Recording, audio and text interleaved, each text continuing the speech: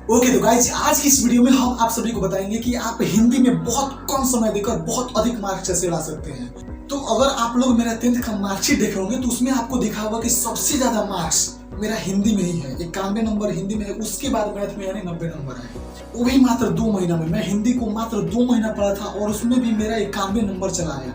तो मैं आज की इस वीडियो में वही स्ट्रेटेजी बताऊंगा जिसको अगर आप भी फॉलो करते हैं तो आपका भी 91 क्या आपका 99 नंबर भी आ सकता है। तो चलिए मैं आपको बिना टाइम वेस्ट किए अपने बुक में ले चल के समझाता हूँ कि आपको कैसे पढ़ना है।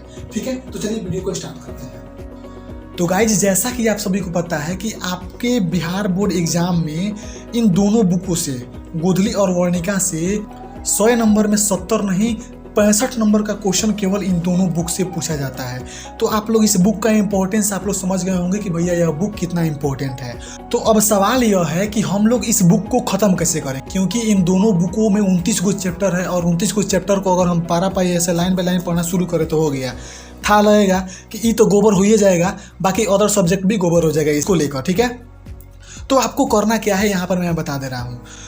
तो YouTube पर एक सर मौजूद हैं, दिशा ऑनलाइन क्लास सर का चैनल का नाम है। ठीक है, मैं उनको मेंशन कर दूंगा अपने डिस्क्रिप्शन बॉक्स में। ठीक है, तो उनके चैनल पर चल जाना है और प्लेलिस्ट सेक्शन में चल जाना है और वहाँ पे आप लोग प्लेलिस्ट देखेंगे तो उसमें हिंदी का प्लेलिस्ट होगा। मैं कहिएगा तो उसका लिंक भी डिस्क्रिप्शन बॉक्स में ही दे दूंगा, वहाँ पे क्लिक कीजिएगा तो आप सीधे उनके प्लेलिस्ट पर चल जाइएगा। ठीक है, जब प्लेलिस्ट पर आप चल जाएंगे तो उसके बाद आपको पारा पारी करके सारे चैप्टरों का सारांश देख लेना है। ठीक है, जब इतना काम अगर आप कर लेते हैं तो आपको कहानी का सारांश मालूम हो जाएगा। यहाँ तक वो उतना डिटेल में पढ़ाए हैं सर कि आपको पूरा चैप्टर समझ में आ जाएगा, लेकिन उतना से काम नहीं चलेगा और आपको ज़्यादा मार्क्स लेकर आना है। ठीक है, उसके लिए आपको एक छोटा सा काम करना पड़ेगा। वो काम क्या है, यहाँ पर 29 चैप्टर का जो लेखक है, जो लेखिका है, जो कवि है, कवित्री है, उन सारे लोगों के बारे में आपको डिटेल से लिख देना है। जैसे मान लीजिए भीमराव अम्बेडकर है, तो भीमराव अम्बेडकर के बारे में हम क्या लिखेंगे, पहले उनका जन्म लिखेंगे, उनकी मृत्यु लिखेंगे, मतलब जो आपको इसमें इंपॉर्टेंट लगता है उन सारे चीज़ों को एक जगह लिख देना है। ठीक है, उसके बाद आपको उसको 1 से 2 बार पढ़ लेना है। आप इतना काम अगर कर लेंगे तो भैया 100 नहीं मैं 200% कह सकता हूँ कि आपका 65 नंबर में 60 नंबर रखा है तो रखा है, बस आपको मन से करना पड़ेगा। ठीक है, तो ये तो हो गया भैया आपके बुक की बात। अब आते हैं ग्रामर सेक्शन में। तो ग्रामर में आपको 6 टॉपिक अगर आप पढ़ लेते हैं, 6 नहीं 7, तो समझिए कि आपका ग्रामर में 45 नंबर का ऑब्जेक्टिव क्वेश्चन पूछा जाता है ना, तो 45 में आपका 20-25 नंबर का क्वेश्चन बन जाएगा। ग्रामर में सबसे पहले आपको संज्ञा सर्वनाम विशेषण, ये तो भाई हम लोग 6-7 से पढ़ते आ रहे हैं तो इसमें कोई दिक्कत नहीं होना चाहिए, इसको एक ही दिन में आप लोग से पढ़ा दीजिएगा।